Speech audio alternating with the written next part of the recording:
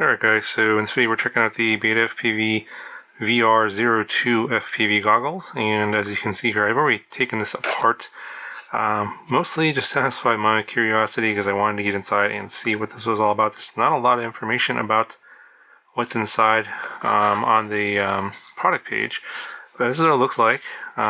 Basically there's a bottom half here, that's this little piece right here. Pull that off. This little front plate that came off as well, and then the faceplate for the this foam covering, and just 8 screws to get inside. You have 4 long ones that are on the bottom cover here, 2 on each side, and then these 4 short ones, they're on this faceplate here. You can see those holes, and it's pretty easy to actually take it apart. Spec wise, this is a very simple goggle. That's probably why it's targeted for budget use. It's got the same 4.3 inch screen, 800 by 480 resolution that's on the VR01 goggles. So you save $5 on this one. It's the VR02 is $49.99 and the VR01 is $54.99. So it's $5 more, but you get quite a bit more for the money for the VR01. So you get a DVR for one thing. The screen's the same, so resolution's the same. You lose 1 band on the VR01, so that one is only 40 channels, and the VR02 is 48 channels, so you get 1 extra band. I think it's the low band, which not a lot of video transmitters use anyway. And then you also get the removable antennas. So you can swap antennas for better antennas, which you cannot do on the VR02. So they really are making this like I think targeted to beginners and people that just don't want to deal with a lot of fuss, like not being able to change antennas in this one, or no antenna connectors does make it simple. Since there's no choice, you only have the 1 patch antenna in the front here, and that's it. So it's very directional. So if you're flying behind yourself far away or to the side, your reception is going to be worse because there's no, as far as I can tell, no additional antenna. There's only 1 receiver in here, just like the VR01. There's no dual diversity set up here, no DVR. Same battery size, 1S 2000 milliamp hour. So they're saying roughly 2 hours of usage there. Now the way the screen's set up here is totally different.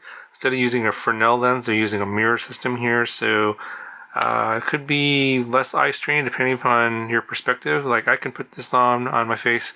I can use it without my glasses, and I can focus on the screen, and I don't feel a lot of eye strain. I cannot use this with my glasses. The opening is not big enough for that.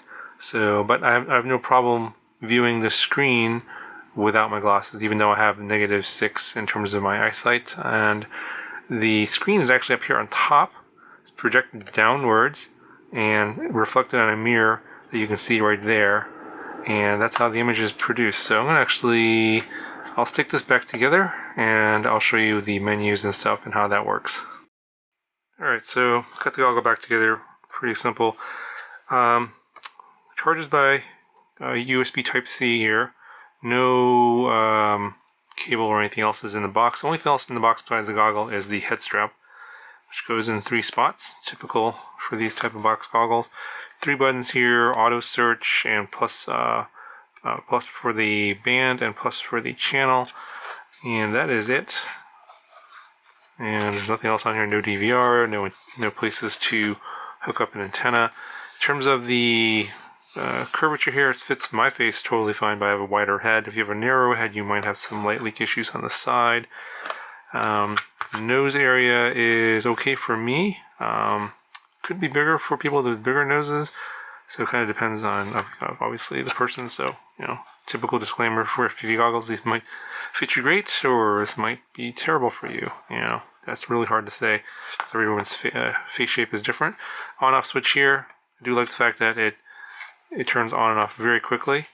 So, literally a couple of seconds. Now I have video source turned down here. So you can see here, it doesn't have, it's all static because it defaults to, I think, channel A1. And even if you tune it to something, it will lose it when you power it off. So, alright, so go ahead and I'll search for that channel. So go ahead and short press the S button or the search button. That will bring up the menu, and then long press this and you'll hear a beep and it'll start searching. So short press, then long press. See, it's searching, it's going through the entire set of bands there, and it found, the thing that's transmitting now. It's actually on raceband 1. As you can see, the R1 there is red, but it tuned to E3, so 5665 instead of, I think it should be 5658. It's pretty close. So yeah, it's not exactly, these auto search functions aren't exactly that accurate all the time. Let's try that again.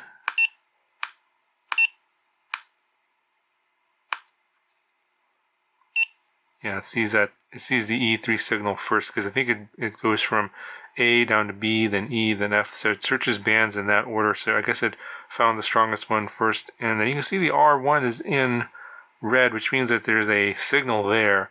The ones in yellow are like basically interference or possibly signals that are further away. Everything that's in green is going to be clean. So if you're doing a band, like sort of a band search like this, you're going to find, if you're looking for a good channel to be on, then yeah, this is a good way to find it. And if you just want to, let's go ahead and get rid of the menu by short pressing the button. If you want to just go through the channels one by one, you just press this this button right here. See, I'm on the E band, and it's going through each channel one by one there, like that. And then if you want to go to the next band, you're going to press this button here for the bands. So now we're on the F band, so that's going F3. So it's staying on channel 3 for each of those bands. And then you can go down to the different channels. Go to channel 1. So we're on B1, and E1, F1. Here's raceband 1. And we'll get rid of this menu here. And that's what it looks like. It's going to be hard to see what the screen looks like. There's a lot of reflections. It's okay. I mean, I think the reflected image here, as you can see at the top, that's the actual screen. So I'm kind of tilting it. It is a little distracting. You can't pick it up in your peripheral vision if you're not looking straight forward like this. And of course, if you look to the side, you can see the side of the goggles there. But it's a decent, for 800 by 480. It's a decent screen. It's not terrible. It's not like exceptionally good, but it's fairly sharp. It's going to really depend on your camera and everything like that. Now you can see on the screen itself, there's no OSD, other than you can see the BetaFlight OSD from the flight controller, but there's no OSD for the goggles, so you don't see the battery voltage or the RSSI or anything like that. I don't know, I kind of like that. It's less distracting than some other goggles. I kind of wish that there was a way to have that on there and turn it on and off, but of course there's no menu on the system at all. They're trying to keep this simple. But if you bring up the band channel button here, you can see the band, the channel it's on.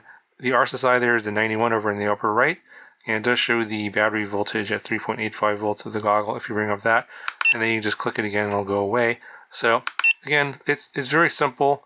I do like the simplicity of it, but then if you're looking for more features, this goggle is not going to be for you.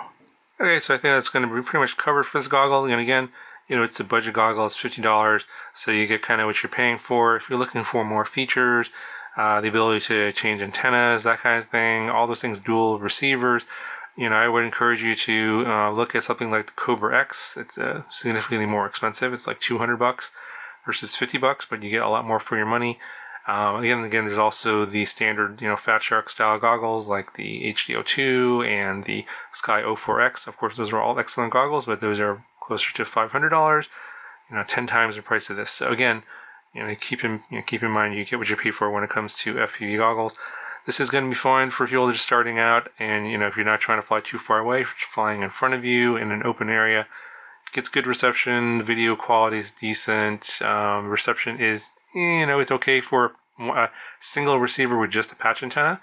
So I'm going to show you. Well, I will have the some flight footage of a GoPro looking at the screen, because there's no DVR. If you want to have an idea what the reception quality is like, that's going to be over my Instagram, and I'll link it down in the description. You can check that out. It'll be over there if you want to see the full. It'll be like a 6-minute flight in the area that I usually fly at. You can get an idea what that reception is like. But yeah, it's okay. This is not nearly the best box goggle out there, but again, it's $50. Anyway, that's going to do it for this video. I'll talk to you guys in the next one.